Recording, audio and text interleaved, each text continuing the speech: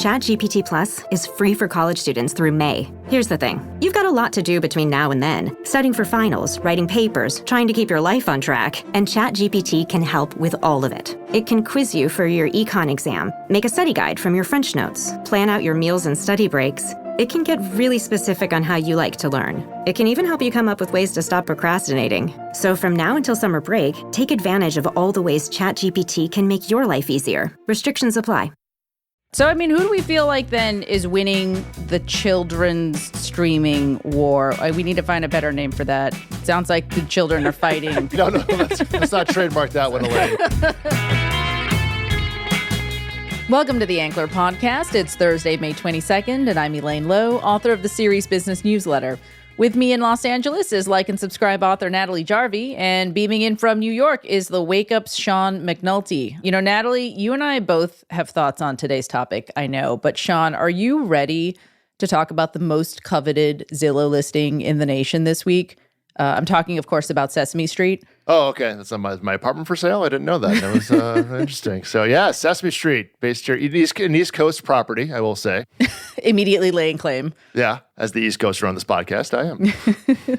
Well, we're going to talk about the war for young minds in the streaming era right now. Netflix burst out of upfronts last week. They didn't even mention this during upfronts, by the way, which is interesting, with a major deal to bring the storied children's show Sesame Street to the world's most dominant streamer. Do you want my upfronts joke? No? Yes, fine. Go ahead with the upfronts joke. They could have brought out Cookie Monster and said, C is for cookie. That would have killed in front of the ad audience. I'm just telling you. See, there you go. Come on. That would have been a big hit. All right, fine. You got to laugh out of me. All right, there we go. Madison Avenue, were you listening? Missed opportunity for Netflix at the upfront. You now also have Sesame Street to advertise a cookie against. Joke, yes. Well, new episodes of Sesame Street are headed to Netflix later this year for its 56th season. It's a deal that also includes 90 hours of old episodes and crucially comes at a time when Sesame Workshop needs the cash since its deal with Warner Brothers Discovery is coming to an end. Natalie, do your kids watch Sesame Street? Are they going to have big feelings about Elmo leaving HBO Max? We are definitely a Sesame Street family. I have made cupcakes that look like Elmo for a birthday party, but no, they will not care where Sesame Street can be found. My son actually has some brand recognition for Netflix, but I don't think that he will bat an eye as it leaves HBO Max. Are they working the remotes yet? Are they at that age? He doesn't know how to actually navigate to a program, but when he's mad that we are telling him that TV time is over, he definitely knows how to turn the TV back on. So, yes. He knows the key controls. Yeah, but he knows the difference between Max and HBO Max. He'd had that down pat. That was the weird part. So he's like, Mom, what's going on with this name change? I didn't... He's like, why is the tile color different now? No, Mom, why is it purple? So HBO had teamed up with Sesame Street in 2015 to air new episodes, as a reminder to our listeners. And for the last 6 years, the show has been on HBO Max, which is a deal said to be worth around $30 million to $35 million a year. And, you know, when they decided not to air those episodes of Sesame Street anymore, a Max spokesperson told the New York Times, quote, "Based on consumer usage and feedback, we've had to prioritize our focus on stories for adults and families. And so new episodes from Sesame Street at this time are not as core to our strategy." I think that's really interesting. Natalie, what do you make of that? I mean, that was huge news when that happened, by the way, that suddenly you wouldn't be able to watch all of these episodes. And, you know, it struck me as being really interesting and a pivot for HBO Max because when the service first launched, kids was very much core to the strategy, as it was for a lot of these streaming services. I know, Elaine, you and I have both written about the strategy a little bit over the years. There was this thinking that having kids programming would help reduce churn because kids are always watching Sesame Street or, you know, some of these beloved franchises and wouldn't have the same reason to cancel in between seasons. And so, right, which streamer is going to be your babysitter was the core question when all these streamers first emerged. Yes, but I think that it didn't necessarily play out that way because it turned out that parents and kids alike had affinity for certain, you know, kind of kids franchises already and and platforms where they could get those franchises. So it was predominantly Disney Plus, huge for kids and families. YouTube, of course, is where a lot of kids are watching programming these days. And then Netflix also has come in and really kind of dominated this space. And for some of these other players, it just wasn't, quite the, value proposition that maybe they first thought it would be. I think it's interesting with Netflix. They are by default have a huge audience with kids just because as the main streamer, that's what people click into. But their kids and animated and family programming strategy over the years has been arguably kind of spotty, I think, right? Especially as we look at originals and what's worked and what hasn't. They brought in big creators like Doc McStuffin's creator, Chris Nee, brought over from Disney and among other major creators and other series. But originals, I don't feel like ever really found a place at Netflix, and so they've come to rely on licensed shows like CoComelon in particular, and like Ms. Rachel from YouTube, as we've seen recently, and now we're turning to Sesame Street, which I feel like is a really smart move. Yeah, it's really hard to break out with a new kids franchise. It takes years because kids fall into these patterns. They want to watch the same thing over and over again. And it's not easy to find that new thing that's going to hit. And so you saw Netflix and a lot of these other streamers, try to, kind of create these new hits, and it hasn't necessarily worked. I think for Netflix, the one that's been the most successful is Gabby's Dollhouse.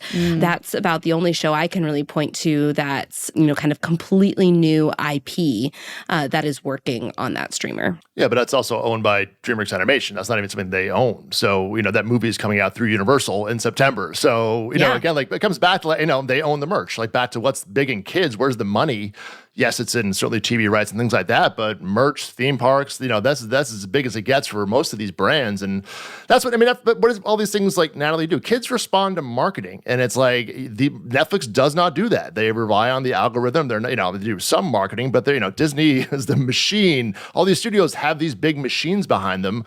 This is not a core competency really that Netflix has done and it has shown. Even in animation films, Elaine, I track all the viewing each week, and Netflix has taken many shots in animation with kids, Thelma the Unicorn, another thing, The only one that I can think of that really was a big hit for them, and in my household personally, was Leo, that Adam Sandler. Right. And that's also one that they put a lot of marketing money behind. Exactly. And the other one being the Sea Beast a few years back. And that's been, that's in I'll just say 5-year period. That's it. And they've made a lot of animated films, so that's, I think, what we're seeing. And I think with this approach we're seeing with the Sesame Street is just falling into line where Netflix has really amassed a cluster of other people's brands. You have Peppa Pig in there too. They just announced a new video game for that, and video games are part of the Sesame Street deal as well, so they can do Sesame Street games, which is also part of this. So it's just a collection of brands, because what does Netflix have that cable doesn't have anymore, which was the Nickelodeons and the Cartoon Networks of the world, which was WBD and Paramount.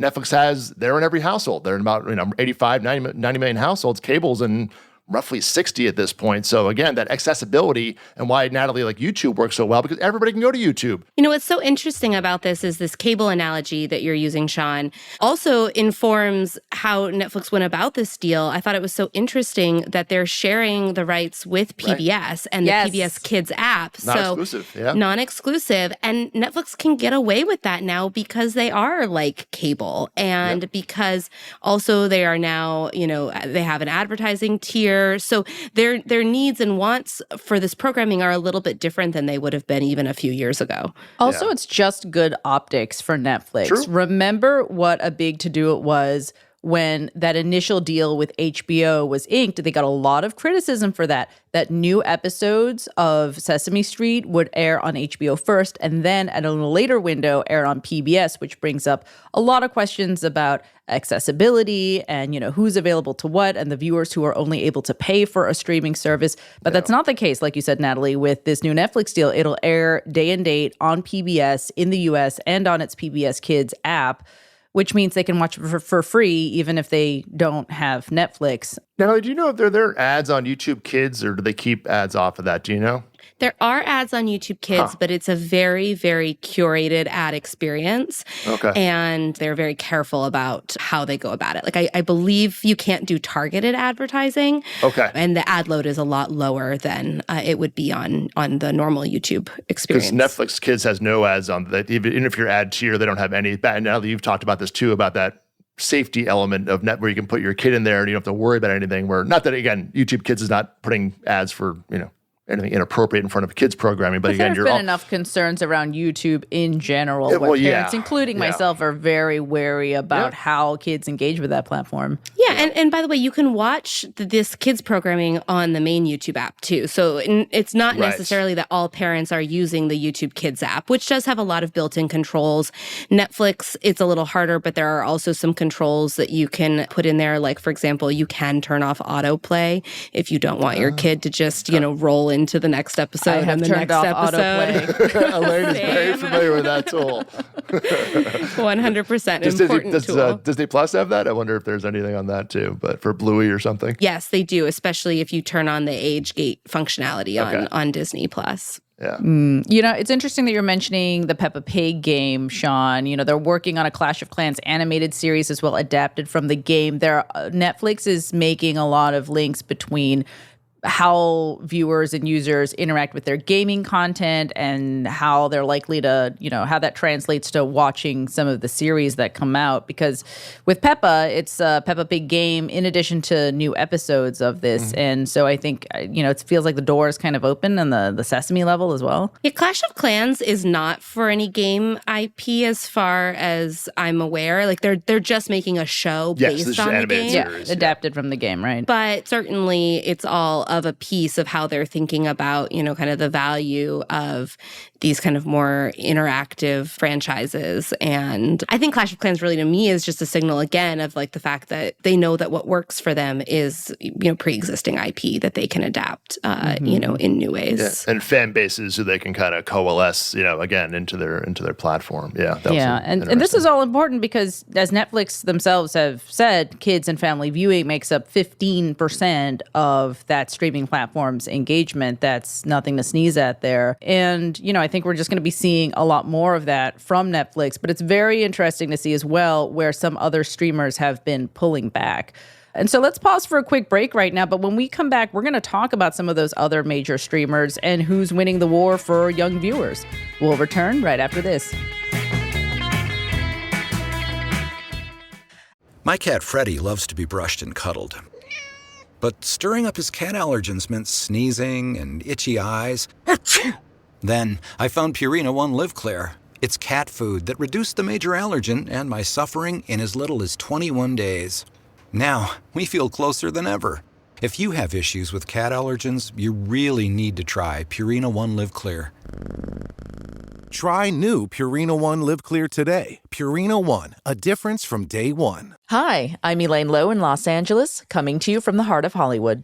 And I'm Minori Ravindran in London, reporting from the UK about the international market. Together, we write the Series Business newsletter for The Ankler. Series Business is a twice-weekly newsletter for paid subscribers to The Ankler that dives deep into everything you need to know about the rapidly evolving TV industry. We've got an insider's perspective on where the jobs are, what's selling in the market, who's buying what kinds of shows, the new bottom line for budgets, and, of course, any and all industry shakeups. Join us every Monday and Thursday for all the essential information you need for your job and career. Sign up to receive Series Business as part of a paid subscription on theankler.com.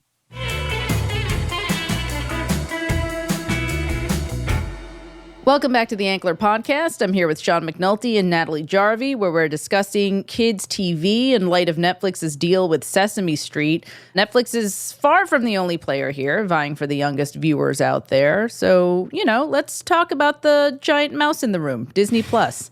Kind of be remiss if we didn't talk about their impact. Natalie, like you said earlier, when they first came out of the gate back in late 2019, that was the kids and family streamer. And especially since I remember they were selling it for a really accessible, $4 a month to really get you in the ecosystem and keep you there. Yeah, and they obviously just also have huge brand recognition with kids and with families and a lot of content there for people to find, discover, or continue to watch beloved franchises in the kids space. So it makes sense that they're going to be a big player in this world, and they have remained so. But I do think it's interesting that we have also seen Disney Plus start to expand and broaden out its programming. It's not just a family-friendly service anymore. It also has... You can watch FX shows on Hulu there now. The Mormon Wives season 2 was also it was a Hulu and Disney Plus, and I was like, and Disney Plus? I'm like, do we need that exposure? But listen, not above my pay grade. But yeah, Natalie, you're 100% right. So even Disney is seeing that you can't just rest entirely on, kids and family-friendly programming to build a service. If you want to be one of those top services up there alongside Netflix, you have to have a broader swath of programming. Yeah, the big movie library too there, Elaine, where it's not just, where Netflix says that they're all licensed titles. Obviously, Universal's a big stop for them on that part of the licensing equation, but Disney's, library is so deep, and the engagement you hear from them on, I just think like Moana 2 and the newer movies, but even the older movies, that is a big part of that engagement, I think, too there, Elaine. We should talk about, while we're talking about Disney, the interesting deal that they made right after they launched Disney Plus, which was for the U.S. rights to Bluey, which has obviously become a huge, important kids franchise in the space. And what's so interesting about that too is that you can also find Bluey episodes on YouTube. So it's another example of where it doesn't matter if this programming is available elsewhere. It is still massive for Disney Plus, and still drives a lot of subscriptions and viewership.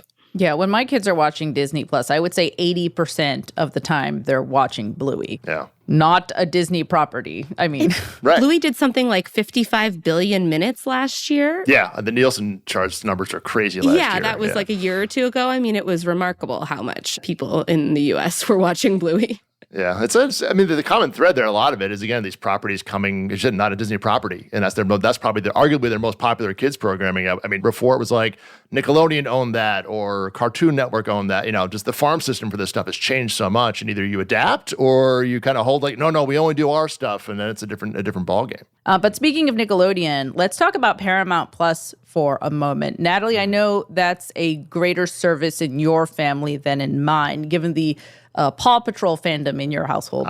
Paw Patrol, Teenage Mutant Ninja Turtles, which were classic. Still kind of, this is like the new tiptoeing. TMNT. Yeah, because it's for a slightly older child, but my son has a particular affinity for those characters. So yeah, we watch Paramount Plus a fair amount, and I will say I think it has a real opportunity if you look at the Nickelodeon universe to be a lot more dominant in the kids space than it currently is, and to be kind of up there among Disney Plus and Netflix as one of the kind of top streamers where you can get that kind of programming. What's wild to me, and Natalie, I think you and I both grew up in an age where it was like your choices for kids programming, it was Disney or it was Nickelodeon. And these were the two major sources of, were you watching, what was it, like Temple Run, or like were you watching like some kind of, I don't know, just whatever was on Disney, or like on ABC's One Saturday Morning, right? Like those were kind of your that's options. True. Yeah, right. Saturday morning TV. Yeah, sure. Yeah, like Pepper Ann and Recess and all those great cartoons. And now it's so fragmented, and there just isn't that brand awareness. Like, I don't really think kids think about Nickelodeon or Disney in the same way that we did. Disney, I think, still has a certain hold. But like from a more holistic sense, like through Star Wars and Marvel.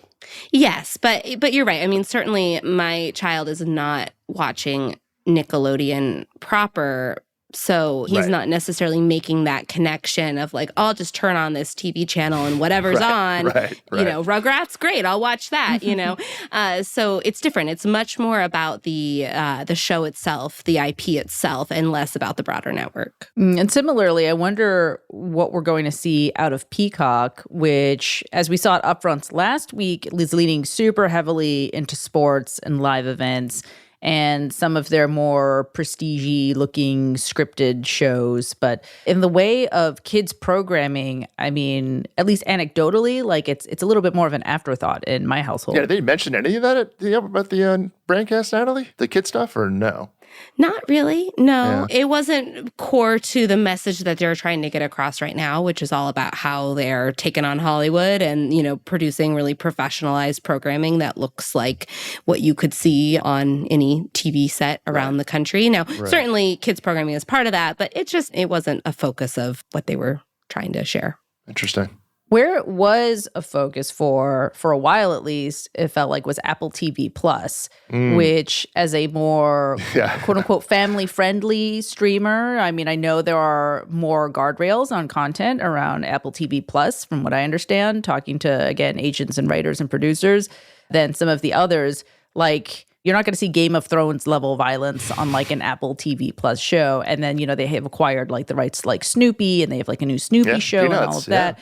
And they don't have an enormous library, which if you're a kid, like the idea of just having them enter this ecosystem and basically never leave, like isn't as much of a viable thing on an Apple TV Plus. But they were definitely trying some things with originals there for a while. I think, didn't they also license like Fraggle Rock early on? Yes. The Jim Henson stuff, they were big on for a while. Yeah. I just feels like they're, I think you have to have a lot if you have kids programming. You have to really lean into it and have a huge library there so that something where once that autoplay gets going, it doesn't let you up. Absolutely. And also something for every kid, because every kid's going to have a different kind of, flavor of show that they're interested in watching. And so it's just, I don't know, it hasn't really ever felt like a major player in this space. I mean, you think about like the larger picture in streaming that we talk about here in the podcast and elsewhere, but, trying to find something to watch. And it's like, you have to search. Where's the one? People want to search around for, like, the kid's going to be happy watching Miss Rachel for the 5,000th time. It's like, let me go find this new show on Apple TV Plus that they may or may not like. We all know how much children love trying new things. That's one thing I do know about kids. That's what I'm saying. I'm like, hey, do you want to watch this new thing or this one that I know you will sit there and watch? I have been trying to get my kid to watch Paddington for so long. It's so great. I love Paddington. I know. And it's just, we try, occasionally on the weekends we'll do like, we can watch a movie tonight or whatever. And it's just, not happening. If it's not something he already knows, then he's not excited about it. Well, speaking of another massive streamer, which has a huge reach, let's talk about Amazon Prime Video for a moment. I mean, what's your general impression of their kids and family fare, Natalie? Like, they've been leaning very hard into YA lately. Right. The Summer I Turned Pretty, they've seen a lot of success with that. They've got the Legally Blonde prequel coming up. But when it comes to kids programming, not so much. They license a lot. So what I see primarily is the IP that they've licensed from other players, like Nickelodeon, for example. So I couldn't, off the top of my head, honestly, name for you an original Amazon kids show. I don't think there is one as far as I would. Yeah. But it's another one of those platforms that's just so massive that if they've got some licensed content, certainly I think people are going to find it and watch it. But it doesn't feel like a focus for them at all. Yeah, and they've got some PBS Kids programming on there, which interestingly is where what my kids mostly watch on Amazon Prime Video is the PBS stuff that's on there, like Wild Kratts I think they do have one original show that they do like watching, which is like Dino Dana, which like was something that was only on for 2 or 3 seasons. Or no, it was on for a number of seasons and they stopped making new ones, which is kind of just how it is with kids content. It eventually all goes away and then you're left to watching reruns on your own. I don't think anybody complains about that. So, kids and reruns, apparently, for every evidence I've seen, go very well not a problem on that. Yeah, it's new to you. There you go. So either way you look at it. Yeah. So, I mean, who do we feel like then is winning the children's streaming war? We need to find a better name for that. It sounds like the children are fighting. Yeah, I don't know. Streaming war. Really, no. Let's not trademark that one, war Elaine. For young viewers. Yeah, let's just lose war. Like maybe competition, maybe the better. Or friendly contests.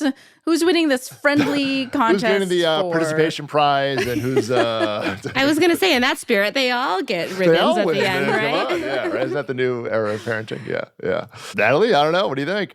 I mean, YouTube, of course. But if we take YouTube out of this for a second and we look at the traditional Hollywood players, I think it's down between Netflix and Disney+. The question is, I haven't looked at the numbers to see who's actually ahead right now at this moment in time. But, it feels like they're the two biggest places that, people are going and spending their time. I wish we had numbers for the youngest viewers, the preschool set. Because when you think about Disney Junior, Disney Channel, like some of the stuff for the really young kids who, way back when cable was the more prevalent thing, you would just sort of switch on these Disney large Junior, programming XD blocks. And Yeah, you would just have these large programming blocks in the mid-morning or whatever that kids could watch. For a while, Warner Brothers Discovery was trying some of that. They had, I think they call it the Cartoonito preschool block. This was a couple of years ago. A thing too, right? Boomerang, yeah, because they actually have a lot of kids' properties, and they were trying to make preschool programming a thing, but as far as I can tell, haven't made a lot of noise about it in recent years since they started that. And obviously, from this Sesame Street move, seems like they're pulling away from kids' programming altogether.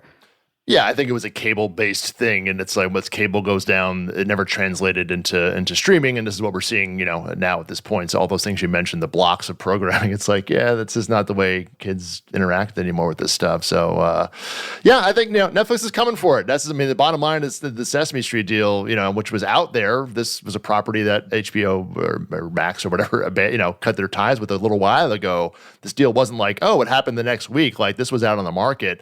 And this was the home, it wasn't going to go to Disney Plus. I don't think, that was like a separate fiefdom there. And Amazon doesn't seem to really want to play in this exclusive lane, as you said, Natalie. It's like, and PBS is already on their lane, as you said. So it's like, it just ended up at Netflix. But this list of brands, it's hard to, that's quite a stable of popular kids programming they have now. So that's a clear move in my mind that they're really coming for this audience and want this to be an even bigger part of their business model. Yeah, what it underscores is when you look at the exact audience, what is the programming that's most popular? It's Cocomelon, it's Ms. Rachel, and probably will soon to be Sesame Street. Their Netflix is getting the viewer in from the youngest age bracket possible in a way that you don't see, I think, even a Disney Plus, unless Disney Plus were to ever release those numbers so we could get a better look at it. We don't know. They're really getting viewers in from the youngest possible age bracket to grow up with this brand and establish another generation of dominance. That's the idea. Bring them to the theme parks. That's,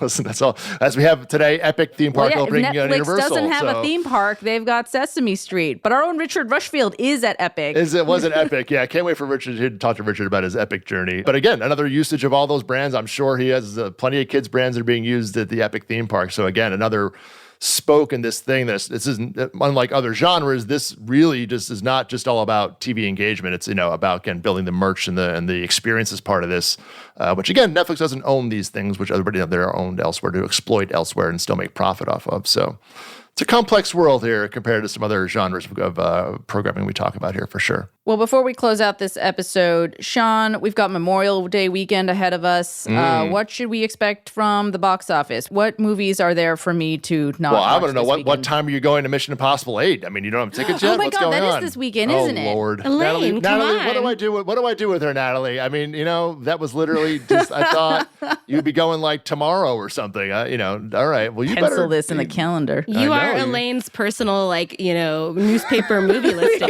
Sean. I am Mr. Movie Phone, literally. Yeah, exactly. Yeah. I'll take that title. So, yeah.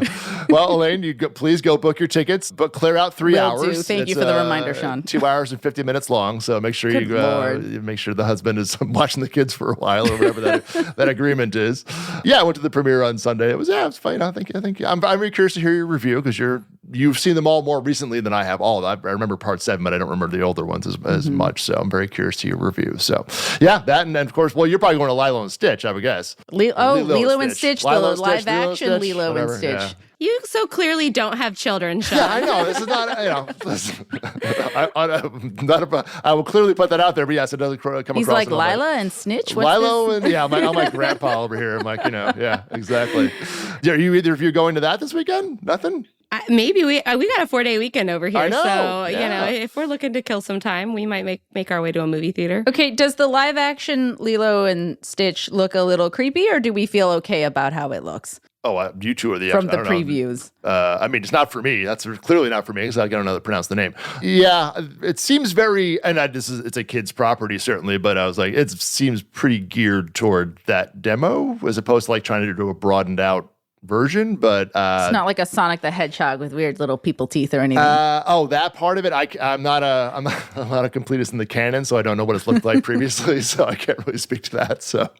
I haven't heard that complaints brought forward, so I'll say it's spot on, but I don't know if that's true or not. So, but the tracking is off the chart, so this movie's going to be so Lilo massive, and Stitch and the last Mission Impossible movie. That's a pretty good weekend. You covered a lot of demos there for sure, and Final Destination too is also still doing great business during the week. So you kind of have 3 very, very different demos there for look at the movie business, something for everybody. Look at that. Yeah. Who knew? Although I will not be watching the next Final Destination movie. Good luck to it. God bless them for making money. Made another $11 million on Monday and Tuesday. They are the reason why when I'm driving behind a truck full of chopped up logs there's a movie on the that's freeway, not for a I lane. give them 5 cars lengths space. Yeah, that is one of the last franchises of horror I would ever think to bring to, or myself too. I'm putting myself in the same thing. But yeah, that one is definitely everything you hate about it. That is exactly what would, or get you, a little on edge. That would do it. So yeah. Well, that's a wrap for this week. Thanks so much for listening, everyone. Visit theankler.com to subscribe to our full suite of newsletters and podcasts for the latest industry insights. And we'd love your feedback. So please leave a rating and review wherever you get your podcasts from. Helps us grow our audience, helps us to learn more about our listeners. So make sure you follow The Ankler on social media at The Ankler on all major platforms. And a big thanks to Sean McNulty and Natalie Jarvie for joining today. And as always, a special thanks to you all for listening. See you next week.